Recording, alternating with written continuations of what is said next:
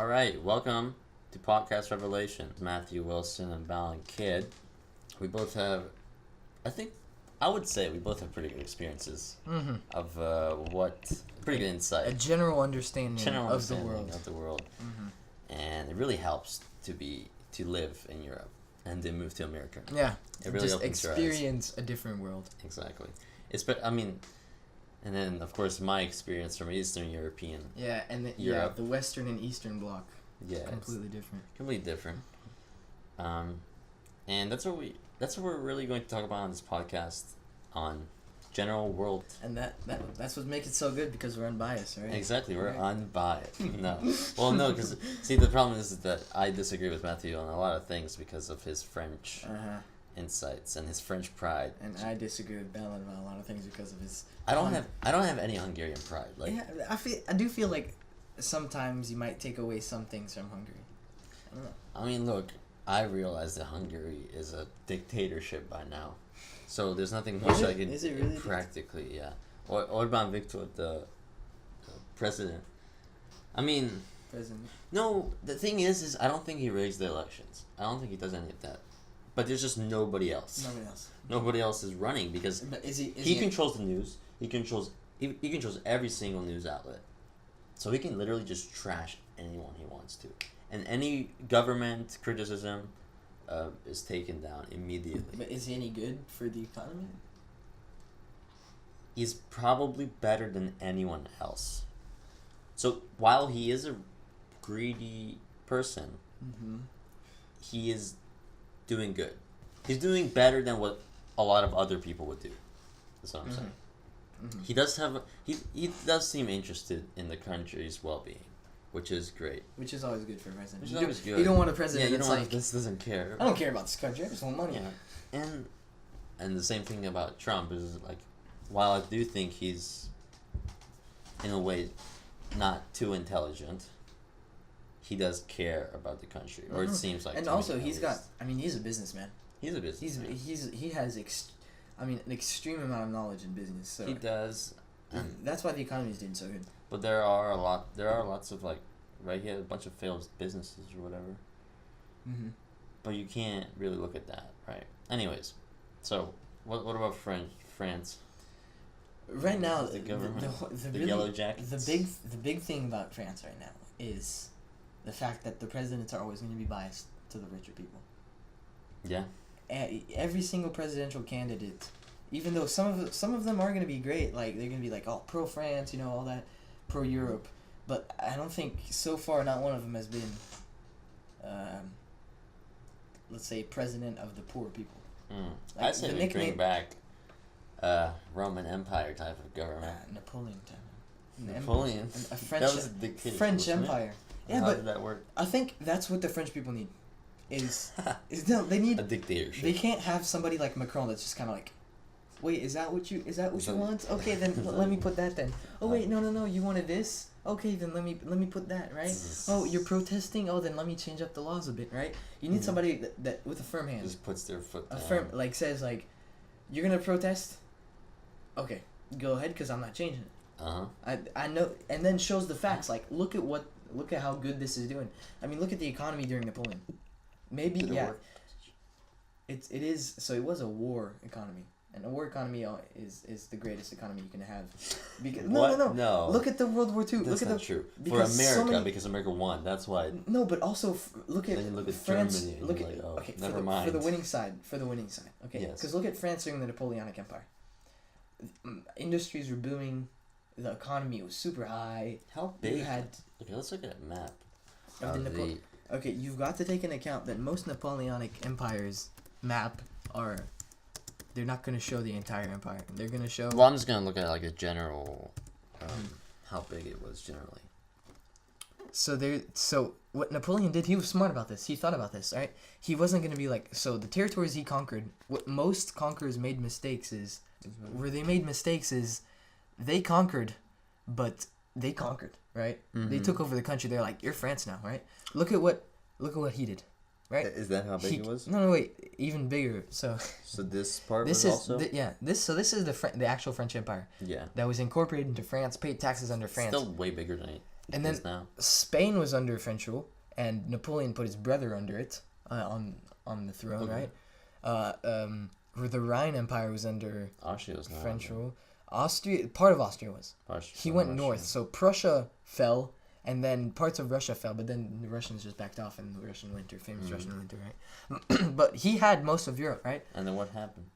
He died. Well, he got exiled to Elba, which is in Thailand right here.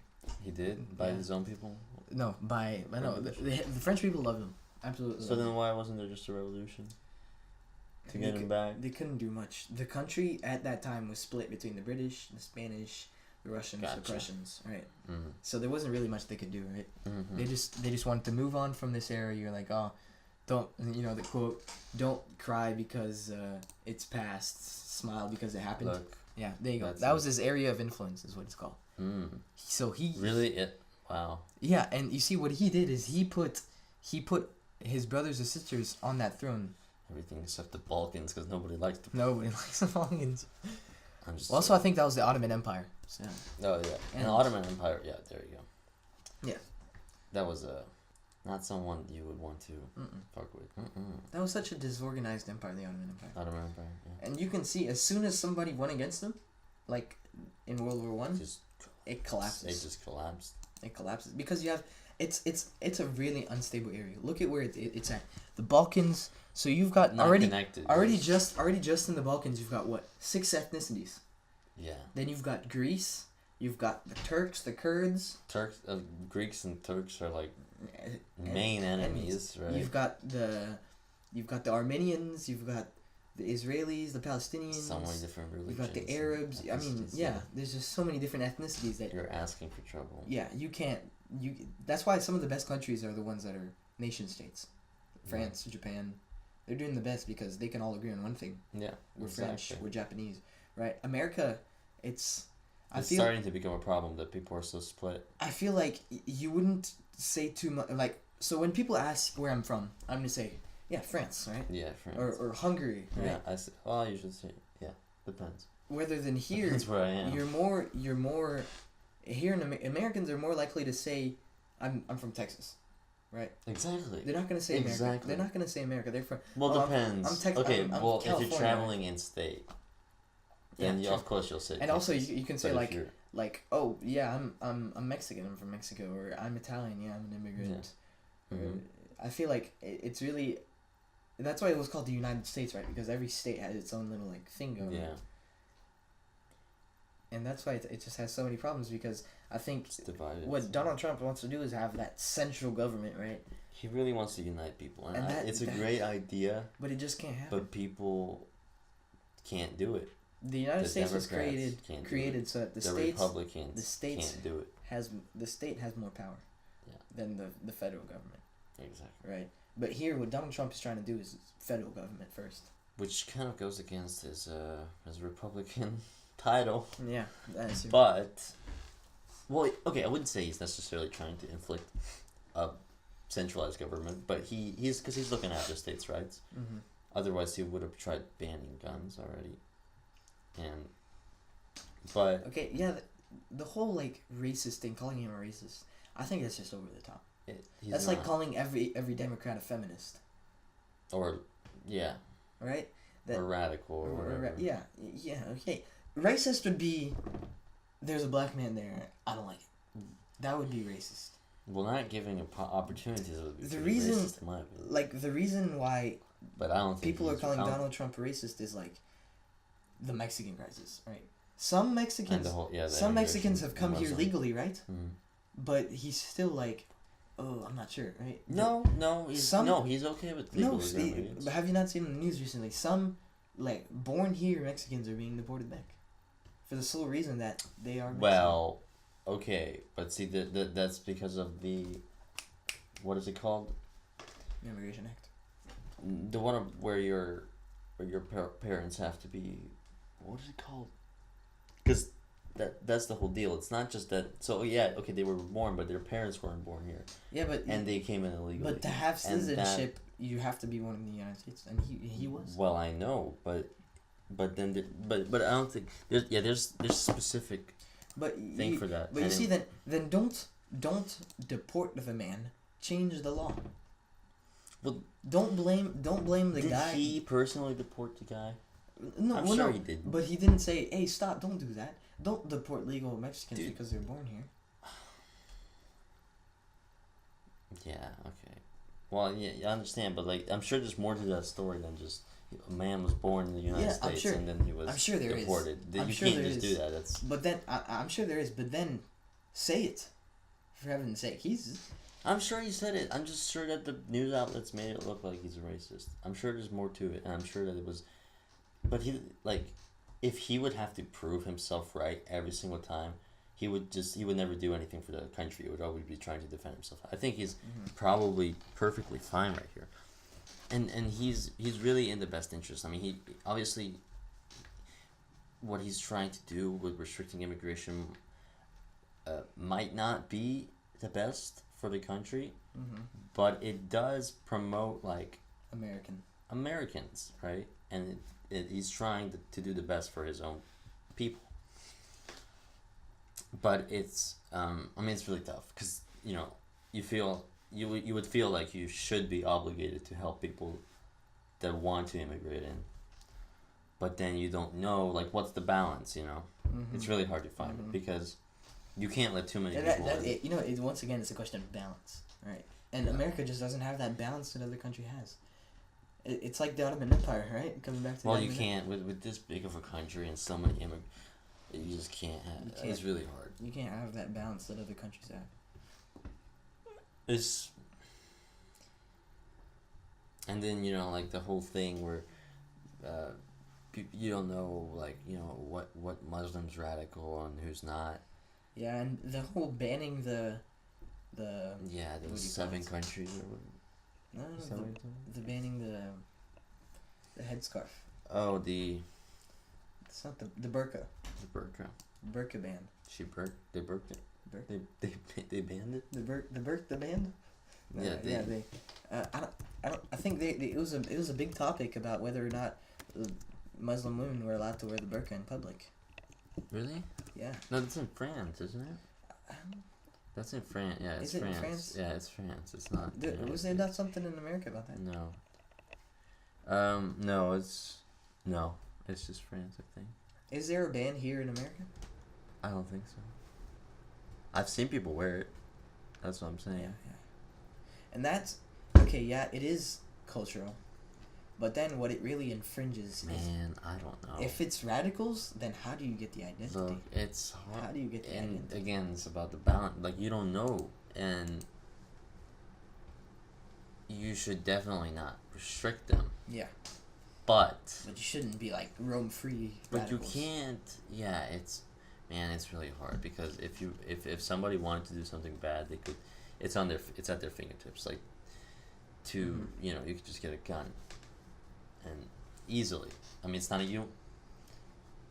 that hard. It wouldn't be that hard. So you don't know what to do. And now we realize this, but it's a little bit too late. It's way too late, to be honest. Same for like the getting guns away. Banning guns won't do anything. Let's set it straight. You can't. Not only it would make it like. I mean, you could ban it, but nobody would actually give up their guns. Nobody would give up their guns. And the good citizens will give up their guns. But the problem is the criminals. Yeah, so the good citizens give up their guns, but the criminals don't. So now the criminals have weapons against the good citizens who now don't have guns. At this point, there's not much you can do about the guns. So then there's too many guns now. Yeah. And in New Zealand, you can do it because it's a small country. Switzerland. Look at Switzerland. They have, I think, 3 guns per every 1 person is the ratio. Yet they have a kill rate of guns is very low. It's low? Very low. Well, but it's Switzerland also. It's Switzerland. Which Switzerland is... Does it even... I mean, I'm sure it has poor parts, but... It's a very rich country. It's a very rich country, mainly because of World War II. And the Nazi gold and all that, Yeah. Yeah, it was untouched by the World Wars. Even in the Napoleonic Wars. Yeah, that's so smart. So smart. Switzerland. They were the bank of the whole world. They still are, basically. Some of the world banks, some of the biggest jewelry companies, anything related to money. Most of the headquarters are set either in Zurich or somewhere in Switzerland. Switzerland is incredible. It goes back to just stay neutral, right? Yeah. Because like after medieval times, that's when everybody started booming, and Switzerland was just like in its little thing. Yeah, whatever. War after war after war after war. And they were just like whatever. And it's also the physical geography of Switzerland. Right? It's right in the middle. It's surrounded by mountains, right? Yeah. If you tried to invade it, it'd be like. They have a pretty well-funded military, right? They do. They have a pretty. And they've got This is I saw this on the news a couple while ago, and so their defense plan is the only ways to access Switzerland, I think, is only bridges, and I think there's 5 roads is what it said that are actually mainland connected, right? And their defense plan is to blow up the bridges, right? So you'd only have 5 access points to Switzerland. Wow. And I find that crazy. I mean, I would really feel safe in that. Yeah, you're right next to the sea if you have to. Leave. But especially like the mountains. Imagine trying to take like a whole army and just transporting it up the mountains. Yeah, you can't. It's always been a. You could just nuke it, but. That's true. You could nuke it. But then all the money's gone. Yeah, money's gone. Well, where all my money go? Yeah. I don't blame Switzerland. It's genius what they did. Yeah, they're a really good country. That's a country to take example. Okay, another thing. So some politicians, they take example of other countries. Oh, you can't. You can't do that. So, for example, like in France, some politicians are like, "Oh well, yeah, but look at what Spain did. They had this thing, and this worked out, right? So why wouldn't it work it out? It can't. It doesn't. Because you're French and they're Spanish. It just doesn't work like that. You can't. You know who else did this? What's her name? The woman, the Democratic woman. She's young. Ocasio-Cortez? Yes. She said, look at socialism. It works in Sweden. Those Nordic countries. Sweden or Norway or something. One of those.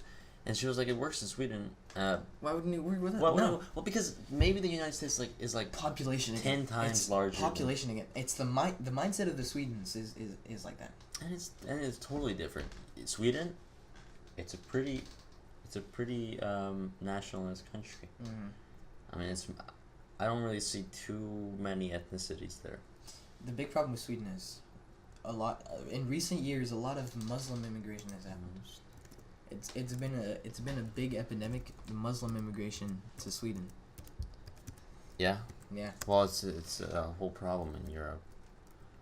In Hungary also. Yeah, and the big question is what to do with them. And Hungary was the one that because like half of the people are like, we don't want them in our country, right? But the other half is like, wait, so what are you gonna do? Just send them back to a war-torn country? And you can't do that. You can't do that either. Which one was it? Yeah. Okay. Yeah. It says Nordic countries. Yeah. And then she says, well, and Cortez, she says that. Well, we wouldn't have a socialist government. We would have a democratic socialist government. And I'm like, what's the difference? Look at what it's doing to the French people. What's the difference? Democratic socialism. France. Look what it's doing to them.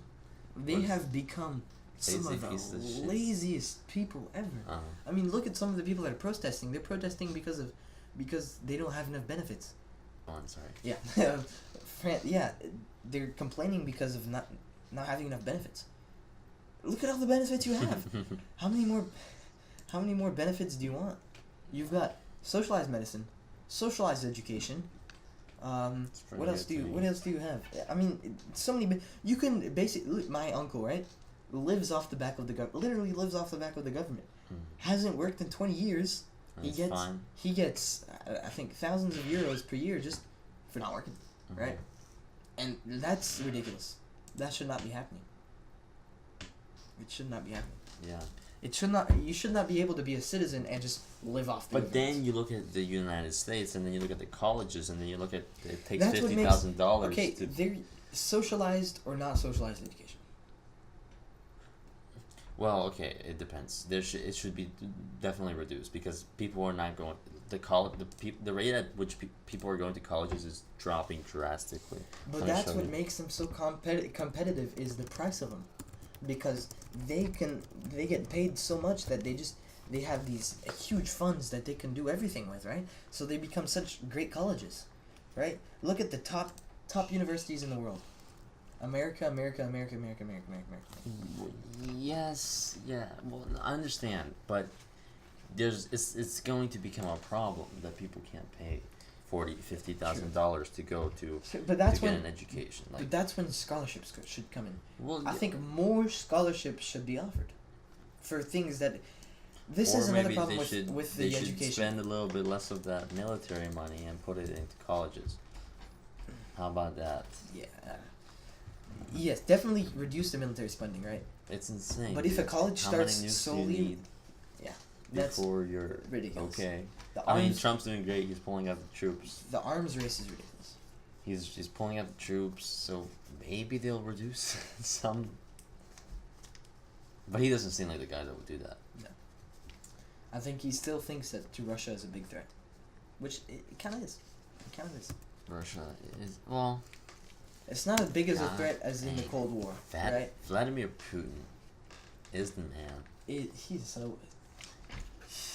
Vladimir Putin is insane. There should be a word to describe that guy, because he's not good, like, oh, everybody should be like Vladimir Putin, right?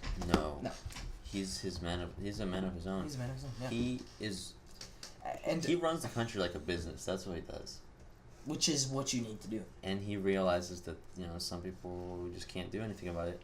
And when things go not as planned, he does something about it. And he acts so fast. And the Russian government allows him to. Yeah, which is a huge problem in the United States. It takes 80... The Senate meets once a year? Something like that. Huh. Very, very few times. And that shouldn't be a government. What else are the government workers? They have too much time to think. Too much time. So they start thinking about things like socialized everything, right? Yeah. The Congress is only once. What are you doing? What else? What you are paid You've got to make take decisions. What are you doing meeting once a year, my friend? Yeah. You have 12 months, 365 days, and you still can't make decisions. Does it really take that long? It's... Acts fast. Let's look at that. Acts fast. That which is a really big problem. And they could, the whole... there was that one law of... And that's why we had the whole government shut down for, 4 weeks. Yeah, that's ridiculous. Because it comes back to what the Democratic and Republican Party disagreeing on everything, and not just because they don't agree on the subject. It's because they just don't agree. They just don't want to agree because it's a different party. Mm-hmm. Like, if you took away those Republican and Democratic titles and just told them the idea, then they could actually have a good debate. Yeah. But because they know that, oh, he's a Democrat, and he said that, so I can't, because I'm a Republican. Yeah. I can't agree with which is ridiculous. Absolutely ridiculous. It's okay, yes, the party does define you in a way, but you have to actually look at what's best for the people, and act on that. It's really, really, really stupid. Okay, the guy's, Vladimir Putin is insane. And he's extremely talented. He's extremely talented. In everything.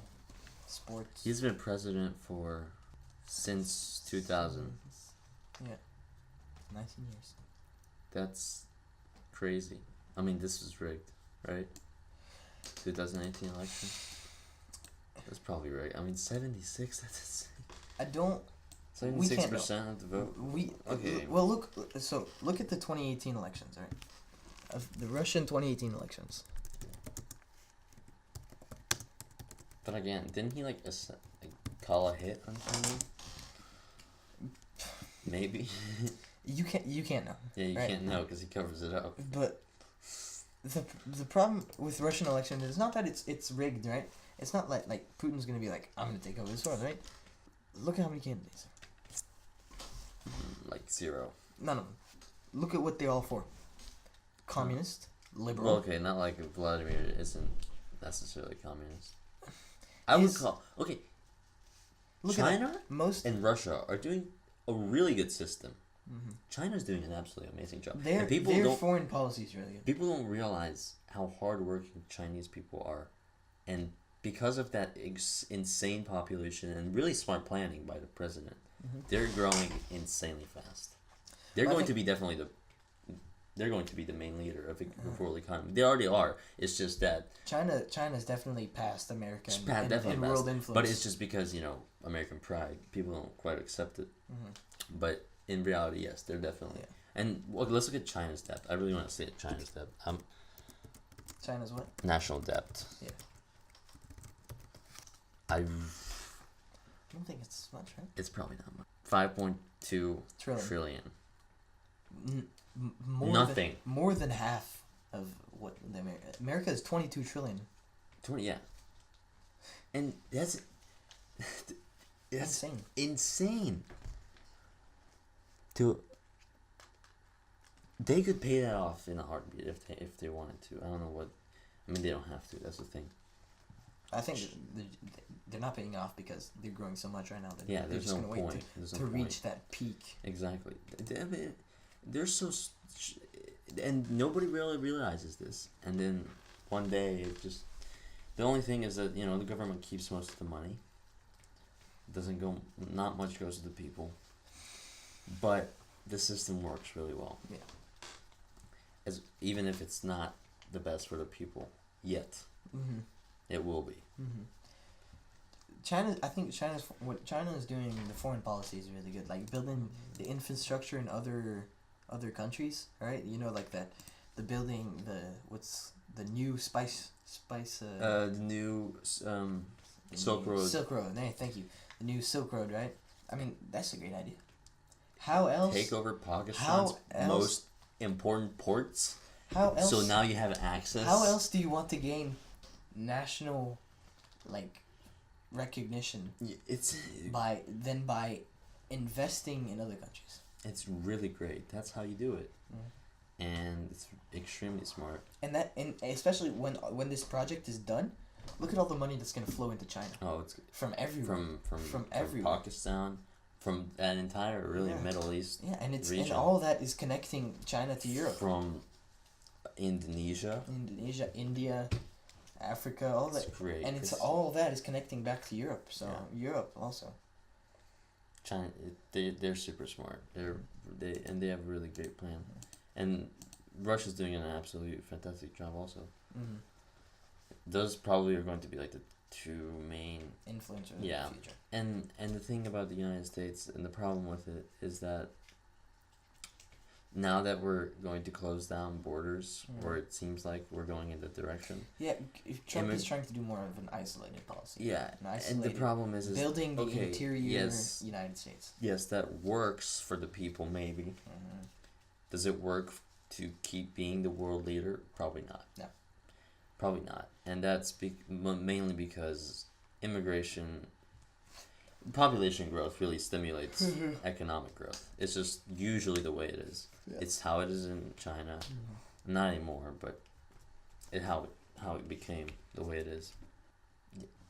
It's just that closing the borders is not going to help too much, but it's understandable why he's doing it, because you can't focus all of your attention on minorities that are. So this has been the first episode of Revelation. With Matthew Wilson and Balint Kid. Thank you for listening. Until next time.